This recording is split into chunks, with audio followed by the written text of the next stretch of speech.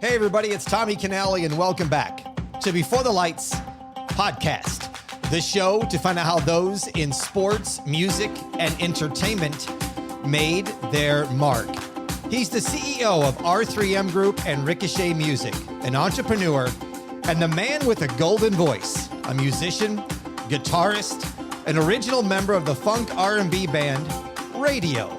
Raydio and Ray Parker Jr. recorded 6 top 20 R&B LPs, 5 in the top 10, 14 top 20 R&B songs, and 13 top 40 hits. He's a public figure and a Detroit, Michigan native. Please welcome to the show, Arnell Carmichael. Arnell, welcome to the show. Hi. Great big intro. Love it. That's great. You are welcome. Let's kick here. Your father owned a recording company called D-Town. Was this in competition with Motown? 9 houses away, probably about 3 years early, only lasted for about maybe 4, back in, I guess that would have to be now like 59, 60, 61, 62, something like that. Yeah. What music did Arnell Carmichael grow up listening to? That's kind of an interesting story because I really wasn't into music. I was into making a lot of toys. All right. And one day, my father, my uncle, I shouldn't say my father yet because my uncle served as my father. He brought me a record by my father, which was called Detroit, Michigan, which is a record on D-Town's label. So from there, I thought, wow, this is interesting. What's going to happen next? And I just went along with what was current. And believe it or not, I'm now like 10 years old, 1962, even though my father has a record company. I was listening to some Motown things, like everybody else. It was starting off, Temptations, Supremes, Where We Lived, which was Detroit, the northwest or west side of Detroit. You had the Four Tops on one corner, Dinah Ross another corner, Dinah Washington another corner, Temptations farther down, George Clinton farther down. So we grew up in the heart of the Motown era. I guess. What was it like back then with places such as Henry's Lounge? Wow. You've been studying, man. That, I'll give you a little story. I'll tell you what it was like, because I had an uncle again, my Uncle Jerry, who was very interested in music and surviving and just doing the whole thing. He was an electrician. He had a store called Mystery Electronics. So he then took my brother, which is Darren London Carmichael, and my cousin, James Carmichael, and made us the Carmichael Movement. So by our rehearsing, we then would be set for his clients. And because he was one of the first Black electronic stores in that area, Henry's was on Finkel, and his store was maybe about 3 blocks ahead of Henry's. Maybe the address was 20,000, where Henry's address is maybe 14,000. So he then becomes a service to Henry's, and he puts the PA system into Henry's Cocktail Lounge. And Meatloaf, I would see him perform there, and many other artists. So I had to go there. So we grew up going there and doing cocktail hour.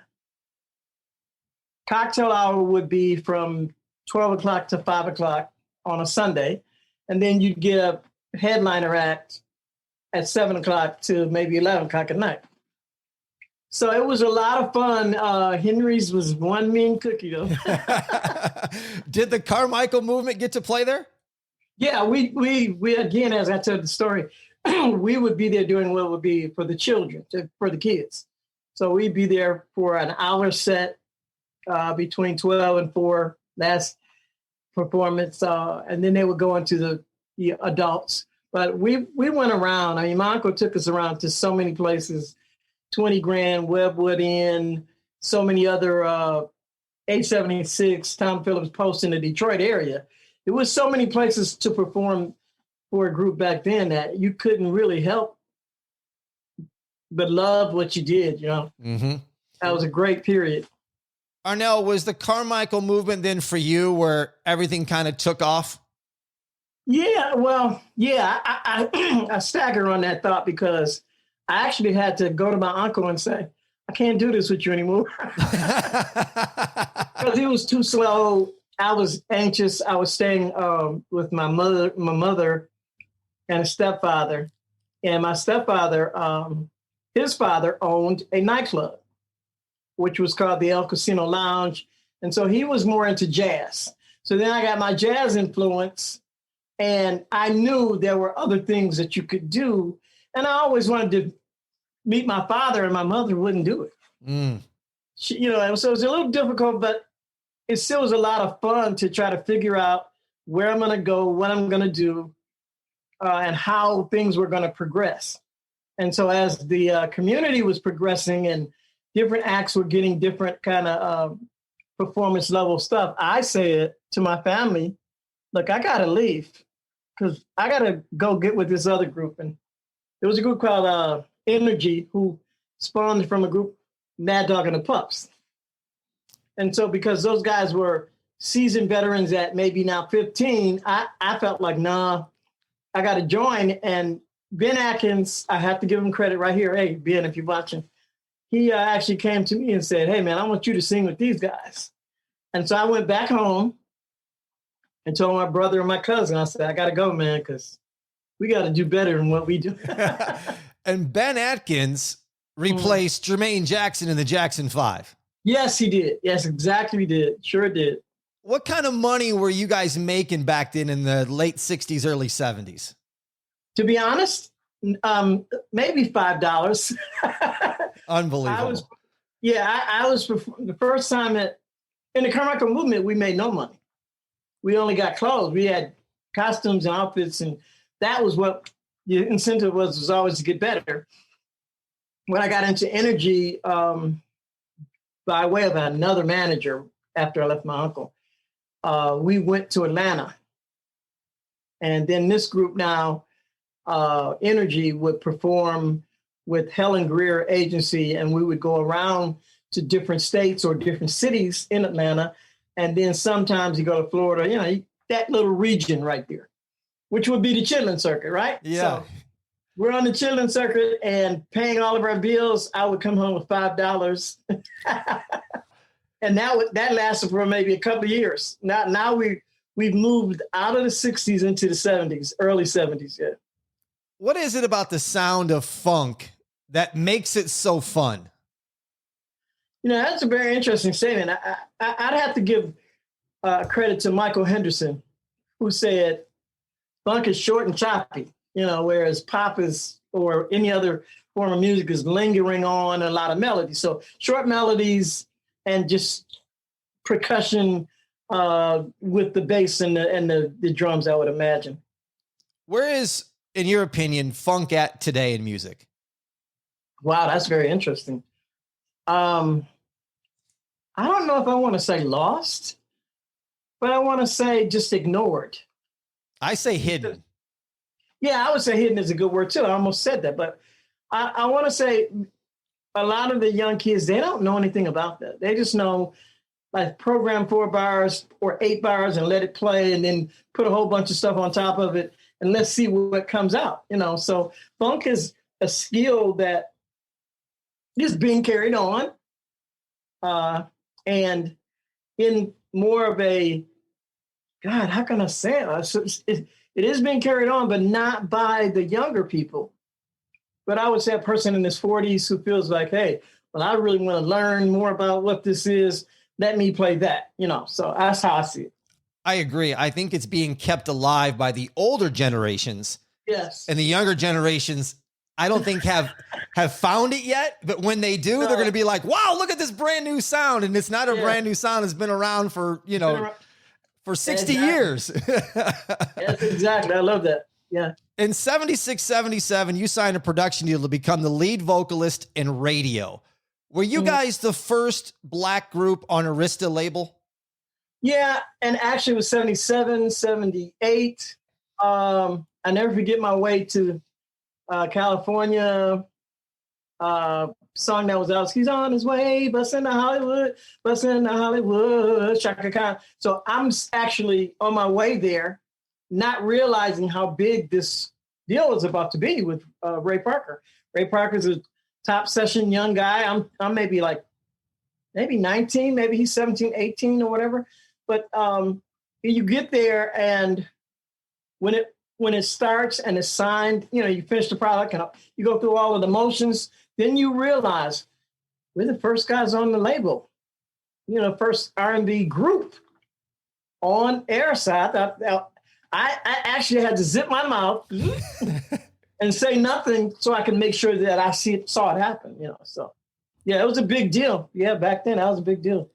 As an original member of Raydio and Ray Parker Jr. backing group that featured drummer Ollie Brown and bassist Jerry Knight, they went on to become the duo Ollie and Jerry that produced the 1980s hits such as Breakin' and There's No Stopping Us. Right. I love those songs. And then in 1978, the self-titled LP went top 10 U.S. R&B chart with the hit Jack and Jill that became a gold record, and a top 20 single, Is This a Love Thing, and an instrumental song called Get Down. Yeah, I love Get Down. Oh, my God, I love that song. Great song.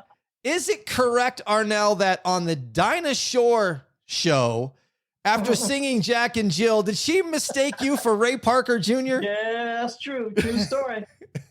True story. We were taping, and everybody, management, everybody's there. And I guess maybe I was dancing too good or something. So she walks up and says, "Hey, Ray, how you doing?" And I says, "Hi." And they go, cut. So yeah, it did happen. That was a lot of fun. I hope that there is a tape or something of that. I would love for people to see that. Yeah. Somebody's probably got it somewhere, hidden in an archive that needs to be found. Yes, exactly. What was it like on tour back in those days when you were opening and playing with groups like Frankie, Beverly and Mays and Bootzie Collins and Rick James and Kool and the Gang? Well, all of that was, again, once in a lifetime thing. I mean, it's not the same as it was then as it is now. And because you're brand new, you got new outfits, you got a touring company with the bus, and you got your gear, everything was huge. Like now it's even bigger, when we look at, what's that thing down there in California, that big festival, what's that thing called? A large. Oh, yeah, Coachella. Yeah, here's the reason why I'm saying that is because, so you take a new group and you put them in the middle of that. To me, it was like being in something like that. Because I never thought, coming from Detroit and getting into a group and then going into another group, I never thought I would see that in my lifetime. And it happened real quick. It wasn't like a long period of time. It's like you went through these phases like 3 years, boom. Because Detroit, what it had was so many musicians that it would need an outlet or need that format. And so as Ray grew bigger and we got better at what we did together, when it hit that arena, it just felt comfortable. It felt natural. It felt like, hey, this is what it should be, And so for me, I was a little intimidated and a little scared, being honest, because these are things that you never expected to happen, but you need to happen to take care of your life. And so you see Rick James, he was getting high. That story of his lifetime, I seen that. I was like, ooh, this guy's a little dangerous, So I enjoyed it. I mean, he actually took one of my remote control cars. I used to sit on the side of the tour bus or at the concert hall and work remote control while they were setting up the stages. We'd have all this young kid fun. And Frankie Beverly was always the consummate guy. The first time I actually, we opened up for him, I actually tripped over a monitor. Oh my God, am I really here? So on that show, Raydio opens up, and the crowd, we had did all of the other 8 songs, because all the other 7 songs on an 8-song album. And the hit was Jack and Jill. But because all of the DJs across the country were playing every song, one of those songs was very popular in whatever area it was popular in. And so when we got to Seattle, we put Jack and Jill on the end of the show with Frankie Beverly. And so we thought we didn't do good. So when we did Jack and Jill, the crowd explodes. Like, oh my God, that's them, that's that group. So that was great. Let's see, who else? Let's see, Bootsie's thing, because now he's coming from George. He had been through the funkadelic period of his career. With George Clinton. Now it's time, so now it's time for him to do his funk thing, right? So that was interesting because he had the largest stage setting that I ever seen. Like, oh my God, he got all these people on the stage, the whole band, big Bootzie sign, and he comes out with this big, like, amplifier. If you know anything about guitars and basses, those amps were large. Well, Bootzie had this big giant cube that sat in the middle of the stage, which was his controls. It wasn't a pedal board, but it was his controls for the bass. So to get that wow, wow envelope sound. So that always just blew my mind. I was like, wow, I got to watch this guy do this. So that was a lot of fun. Kool and the Gang was a great experience for professionalism and lesson, because they were a very, very, very tight performing organization. So when I seen that, I was like, oh my God. Even though we were who we were, I knew, wait a minute, radio's in for, we got to get better. I wanted to be a better performer, the whole 9 yards. So it was really, really great moment in time in my life.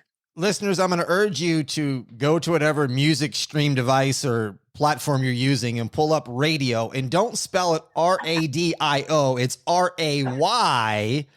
Okay, so spell it R-A-Y-D-I-O, Raydio. Their 1979 second LP called Rock On was top 5 with tracks You Can't Change That, Rock On, and What Are You Waiting For? You Can't Change That to this day is still prevalent in my mind. Yeah, oh my God. I guess the greatest memory of that song has nothing to do with when it was recorded or how we did it. I was actually away from Ray now.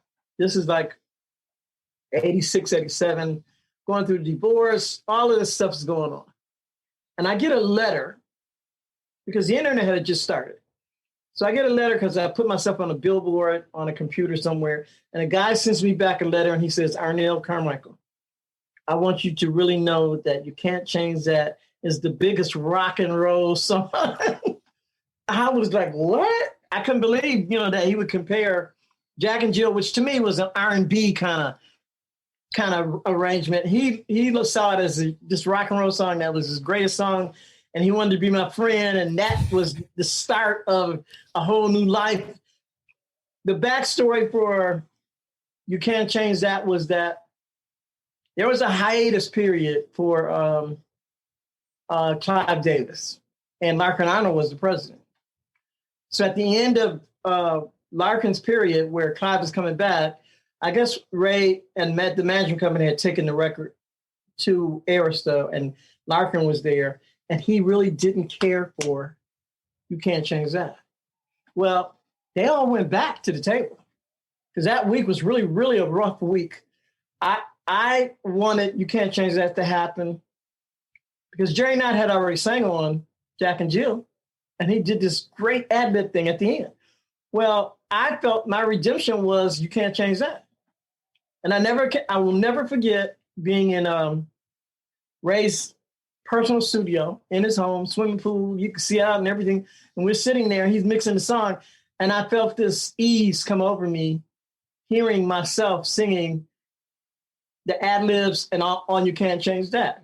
And so when the story goes back to the record company, that they weren't sure of what they wanted to do, because I don't think it was the first release. Well, when Clive came back, he put an all-out blitz on that song. And today, that may be the biggest song from all of our songs of the Raydio, R-A-Y-D-I-O period. Right. That Can't Change That is just like, you can't deny it, even to this day. No, he has it in his, Ray has a bio flick, which he did personal. And that is one of the songs that we did in the thing. It was really cool. I was like, wow. It's a great song. And the hits and success continued in the 80s that produced the anthem for women, A Woman Needs Love, the #1 single, which was the group's first #1. It was released as then Ray Parker Jr. and Raydio. Arnell, what was it like performing this song? Because I'm sure the women in the crowd just went absolutely nuts when this started, when you guys performed this. Interesting. Yeah, it's the only line I sing in that song. which comes in the chorus, but it was always as I'm going through this REM thought, it was always a very accepted song by the women because of the storyline, his lifestyle at the time. He was in between relationships and he was trying to make this great thing happen. So it was always that of what we heard, the anthem for women. And whenever we went anywhere performing that song, it was an amazing thing because they were making Ray this kind of like Billy D. Williams kind of character. And Raydio was kind of going in the background, you know. And I kept saying to myself, well, there goes the Raydio. Here comes Ray Parker. And it just always, how could you, I mean, it's just hard to describe knowing that when you hit the stage, it's just going to be this big thing. Because now all the women are standing up. I mean, way before Me Too, right? Let's not even get into what's going on now. But back then, this thing is like, if you don't respond, then you're not a real lover of women. So in Japan, that's a very, very big, big song. I mean, that and the other song is Time to Party. And I was like, because Ray and who he is, I have to go here. He's a very great businessman. He's got a lot of things going on for him. So he didn't really have to perform as much as the Kool and the Gangs and the other groups did. So after I went through my period and we got back together somewhere after the Jerry Night and all those records were made. Now we're talking 1999 when the 9/11 thing happened and all that. We're in Japan. And I didn't realize how big, just being honest, A Woman Needs Love really had become. So we're in Japan performing at the Billboard Live. Those people went crazy. And not just at one time, but for 10 years. Now we're in 1990, 2000, 2001, and going on. And when you hit that stage and he plays A Woman Needs Love, the crowd goes crazy, just absolutely crazy. So it is a pleasure to sit here and talk about a catalog, because that's really what we're hitting on, is to live the experience of a catalog that even I celebrate with Raydio featuring Arnell Carmichael. This is what's going on, because you survived. One person said to me, don't you realize that your songs make memories that you have to, you think about when the song is playing, when you guys are performing it, and that one song, that, man, you can't get around that one at all. Arnell, what's it mean to you that in 1983, Women Out of Control became your 5th straight gold LP, looking back at that? Yeah, but I think that was the Ray Parker period. And for me, I sang on every album. I can't explain to a lot of people that when you build a relationship with an artist who understands the business, understands how to write songs, then was young enough because he was a session player, and to put these materials together, you then have a lot of respect. That told me, as being Arnell Carmichael involved with Ray Parker, that this is not going away. Ray Parker is making his career statement, and he's making music that he would like to go on as Ray Parker. And I have respect for that, because at that point, I had other things going on in my mind. He would always call me. A lot of people didn't realize this, and still not to this day. Me and Ray Parker are very good friends, and he would call me and say, hey, I want you to sing on this record. His line was, whenever you sing on any of my songs, I have a hit record. So I was like, really? He was like, yeah. So he would fly me in and say, hey, do the background. I'll see you next 6 months. You know, that and I think the album after that, which had Invasions on it and some other stuff. I am a Ray Parker fan, okay? Mm-hmm. Because I was there, but when you're on the outside of it, he has such a mixture of arrangements and things that he done with music that nobody else has really done. To be honest, songwriter, great producer. Yes, true. Did you write the song "It's a Long Way to the Top" for SOS Band? Oh, that is a horrible story. I love that song. Yeah, I did. And at the time, it was early in our story of Raydio Ray Parker Jr., Arnell, Carmichael. Ray had just opened American Studios. Very true story. It kind of hits me kind of hard, but I'm going to tell it here. Everybody hear something you may not have heard. So Lionel Richie and Reggie Dozier, who was the engineer, and Kenny Rogers was the artist, were cutting a song at Ray's American Studio. I got the call because I was also a second engineer for Kenny, for Reggie Dozier. I got the call to open up the studio by 8:00 in the morning. Well, that night I was working with the SOS Band and Sagiti, who was the producer, to make sure that I got a song on this album. So I go home after maybe 5:00 in the morning, 6:00 I'm on the couch. I didn't wake up. I go to the studio late. They're already there. People are screaming out. And I'm like happy because I got a song out. So anyway, Lionel tells me, hey man, you better keep your career going because you just lost his job. So that happened, but it was a learning experience. It's a long way to the top. Did what it did with the SOS Band, and I could continued on to be who I needed to be. But that was a song I wrote at that time. That time I was working for Ray too as an engineer in the group. He had just built that studio, and I actually did a demo that got out to some other people and said, hey, he can write too. We need to get this guy. So. Is it a better story then when you think about your first single, When I Needed an Angel? Well, that's a whole nother time period. We're moving further into me. I had just went through a divorce. I realized in my mind that, and actually I had a production deal with Rack, so I didn't really put that in here. Yeah. So I realized at that time that I had to move on my own, from my own accord. Sure. That maybe music wasn't what I wanted it to be, but I still had to hang on. So I came home to my older brother, and we would always, he's the half brother of Mike Hanks' son, both of us. And so he said, hey man, I'll back you up. Come on. Let's go do a record. So I called a friend of mine who was playing with Michael Henderson, Herman Curry. And he said, I got a song for you. And so I used to go over his house and we started working on this song. And when it got to a particular point that he thought, okay, you can do it on your own. He says, here's a song for you. Go finish it. And I'm looking at him because he's a bass player. And as much as I thought I was a decent musician, that was a test for me.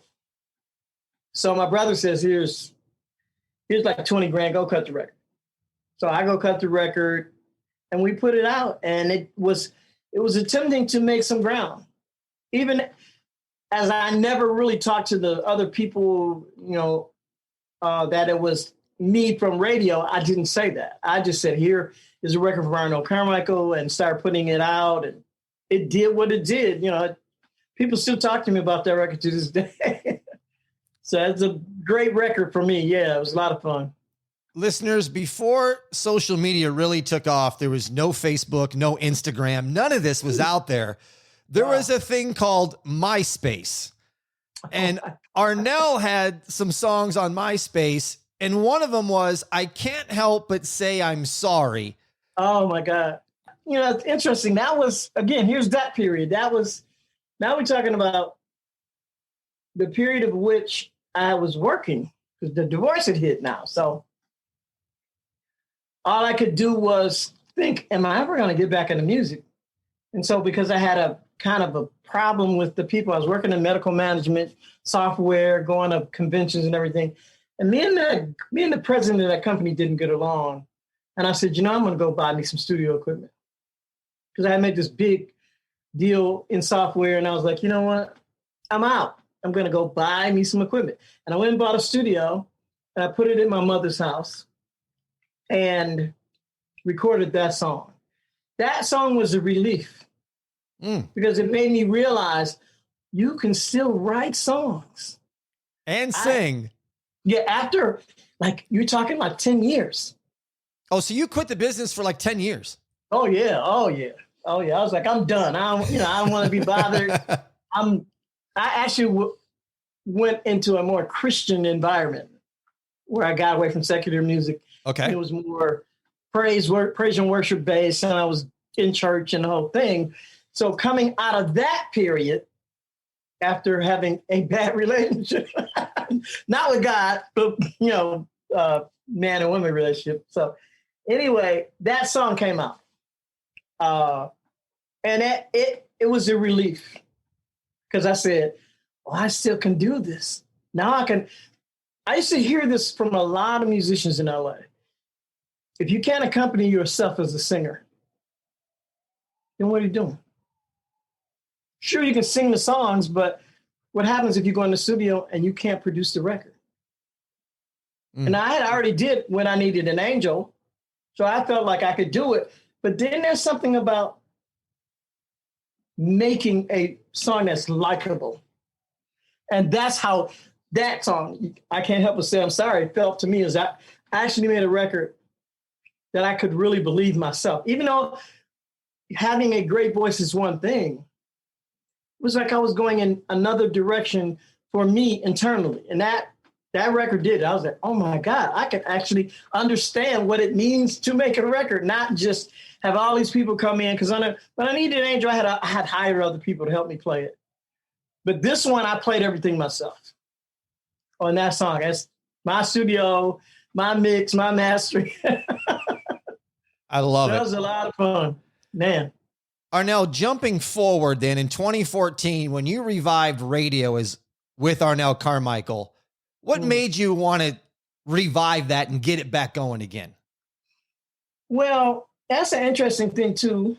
What really made me want to do it is that I had helped a lot of people. And I felt it was really time for me to kind of help myself. So when I was involved with the company Ricochet, Music Multimedia Group, and I had did all of this, and I said, the only thing left is to celebrate the music. And if you go back from today as we speak to the past, from the timeline, Raydio's catalog is the biggest thing that I've been involved with. So why not celebrate it? You see stories like The Temptations where the group split up, where you see other bio stories where people don't get along. Well, me and Ray Parker get along. One day, I'll never forget, it was in Japan, and we were on the side of the stage. We had just did some big Ghostbusters thing, and Christopher Cross was on the stage, and me and Ray were backstage while all of this was going on. And we said, did we ever think it would be this, that we would be around this long, So then I said to myself, later on, after I had got back to America, I said, we deserve that. That to have a spinoff and go back, get some other younger guys and try to give them the opportunity to see what music really does to your life and how you do business and you carry on. That would be the way to do it. And sure enough, it happened. And I had always played guitar, but I never really told a lot of people. I'm around like Ray Parker. Then and his associates, you got Charles Fearing, Paul Jackson Jr., Wow Watson. I mean, I've seen all these guitar players. And I said, well, Raydio is a guitar-based kind of thing. So that made me say, it'd be a lot of fun to play and sing and then celebrate the catalog. So those are the three things that really made me do it. Are you having fun doing it? Oh, this is an amazing, a great time. I mean, I'm just doing stuff that people never thought that I would do. I spent some time with another friend of mine who was really popular, Alan Barnes, who was a Blackbird. And I did a lot of jazz with him. And we were doing the Bushker thing, if most people know, where you play in front of an audience, you're on the street, and if you're good at it, you get paid. And I really got my chops, not from being around Ray, but watching it and then understanding, being around Alan Barnes, who was jazz. This is now jazz, two different, like two different catalogs coming together. And I said, I can really do this. Because I spent 8 years, maybe 9 years at Baker's Keyboard Lounge with Alan Barnes. That would be from 2008 to maybe 2016. Just not worrying about the bigger things that happen, but learning the intricate things in terms of being a musician, singer, and bringing it to a point where it actually works. Because a lot of people do it and it really doesn't work. But it was interesting, especially knowing the catalog of Raydio, the songs, how many times it actually went up the chart, and then to be able to support it now. That's the cool part. That makes it a lot of fun. Like, really? Oh, you don't think we're going to come with some hits? We could be up on this stage for an hour and a half. So that's the fun about it, and then you would know the songs. I can't wait to do songs because we still haven't done these with Arnell Carmichael on Raydio featuring Arnell Carmichael. That old song, More Than One Way to Love a Woman. It's just so many other songs that would be the great foundation of Raydio Ray Parker Jr. and Raydio, or Raydio featuring Ray Parker Jr. to Raydio featuring Arnell Carmichael, is that we could be the headlining act for 90 minutes without a problem at all. You had mentioned earlier that your stepfather played jazz. Did that where your love of the smooth jazz comes from? Yeah, and that would be before smooth jazz too, because that was with which, thanks to Ray Parker, I had a chance to sing on a what's his name? Come on, I know, don't get this wrong. Johnny Mathis. So I sang on the Johnny Mathis record, and I knew who he was because of my stepfather. And that was Chances Are That I Wear a Silly Grin. But here we go, singing some other R&B song with Johnny Mathis. So I always had the love of jazz. My stepfather would play Sonny Stitt, Miles Davis. He'd have all these people, but I wasn't a listener. I was an absorber then, where it just would hit you. You're a kid, you're filled up with it. So as time moves on, I then begin to have a better understanding of the ability to play an instrument. Because now I've been seeing Kevin Toney, who was a great pianist for the Blackbirds.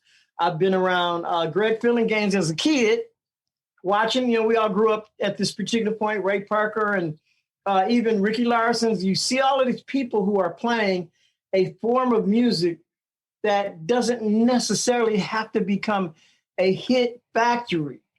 That happens when your popularity becomes a mass and the record company says, well, we can make more money off of it. Well, for me, it was the reverse. My father, I've been around Motown, all of that. I learned jazz so that I could actually become Raydio featuring Arnell Carmichael.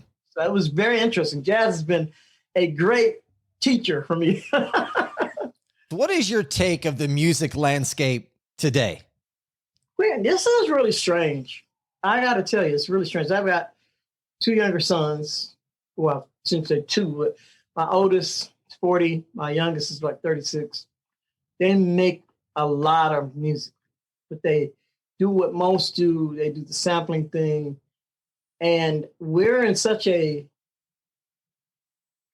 almost awkward state to me that you can make music from the device that's sitting in front of you that really doesn't care because it knows the theory. It knows what sounds at least decent enough for you to just punch a button and it plays a chord. I remember as a kid, one of the scariest things was go to this place called Grinnell's Music, and they would have these organs with these buttons, like 10 or 12 buttons, and you go, you play these sounds. And so I think music is there like that now. It's almost like just no emotion, no feeling. The analog of the voice is what everybody is paying attention to, because anytime Cardi B can go, when it's up and it's up and it's up and it's up, and that's a record. Oh, really? So that's where we're going to go with this now is automation, that kind of thing. So it's kind of like stifled, I guess. I'm looking for that word. It's being held back. It's not as open as it could be, so online distribution companies who have never been a brick and mortar company. So how are they going to tell you how to distribute a record? They're distributing streams. Okay, that's different, so it's a lot to learn. It's almost like starting all over again to me. This is a whole starting all over thing. The one hope that I have, and I'm a fan of this, is vinyl is still around and you can still get that analog, deep, rich sound from a vinyl record. And I think as long as vinyl still makes some sort of a surgence, there's a hope of new music and new sound to come. Yeah, I think that you're absolutely right. I do appreciate having a preserved package, but to me, vinyl is that preservation that you cannot get rid of. Mm-mm. You're not going to get rid of the sound of it. You might as well give into it and go buy a vinyl record. And I hope that in the near future, I can put some new music from Arnell, Carmichael, and Raydio, whatever, on some vinyl, because that would be great. Right before coming here, I was online and I see this guy and I'm giving him credit because he made his first record, Holly Berry's Boyfriend. I have no idea who this guy is. Van Hunt, I'm like, where does he come from? But he has a vinyl album. And that says something. That says new artists can create great music on a package that has a lot of credit and experience of people who love that material. That moment where it's captured, and the only way that a generation could alter it is by putting it on a record player and scratching it just to get a new sound, So yeah, if I can get into that market, I'm really happy. I'd be as happy as Van Hunt is, whoever that guy is. New material. What satisfies you as a musician? That's a hard one. That's a hard one because I'm still learning to watch a performance. When you see an artist that has been developing themselves and you can appreciate what you hear. Like, I'm going to give somebody credit now only because I'm not known for giving a lot of credit, but only because I've been through so much. This young girl, her, like when I listen to her play the guitar and her music, that's satisfying. Because there's something that she put a lot of time into and she's getting a lot of credit from what the work she's done. Like to me, you going in the studio, and I got young kids who are rappers. You go in the studio and you're mumbling over a record. I don't understand that. What is that? I mean, it's like you're wasting everybody's time because you're mumbling on a record, So for me, the desire and the amount of time that you put into it and to see it and go, you actually studied this. I can appreciate many writers because if I'm playing jazz in a cover band and you listen to the time they took to figure out the intervals over a piece of strategy, which could be theory, that says this is what it is. That's a wonderful thing for me to be able to discover that. Like, really? That's what made this sound? That's what made this noise? That's great, So yeah, I'm satisfied by playing and singing. That's a lot of fun. When you hear the phrase, keep it funky, what comes to mind? Oh, God. So many people come to mind on that one. You go back to James Brown, you go back to Bobby Womack, you go back, you think about Miles Davis, so many people on the Keep It Funky. You know, Michael Jackson, Prince. I mean, I'm a fan of everybody. Stevie Wonder. When I hear Keep It Funky, for example, I'll give Ray credit on this one. We were playing Ghostbusters in Japan. So he puts Living for the City,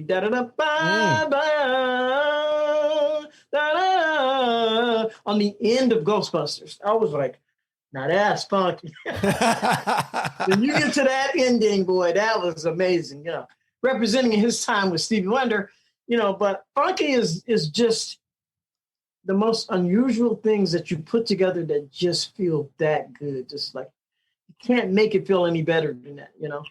No. Did it really good, though. Good. He did it real good. Arnell, thanks for coming on the show and talking with me. This has been fun. Listeners, we still got 5 more minutes to go in the extra 5, so stay tuned for that. But thanks for everything, man, and I wish you nothing for success going forward. Thank you so much. It was a lot of fun to do this one. Thank you. Big fun. Yeah. Follow me on Instagram at Before the Lights Podcast. And if you would, people, rate and review the show wherever you follow the podcast. That would mean a lot for me. 5 stars, nice comments are always appreciated. Thank you for listening to Before the Lights. I'm Tommy Canale. And until next time, everybody, I salute a chin chin.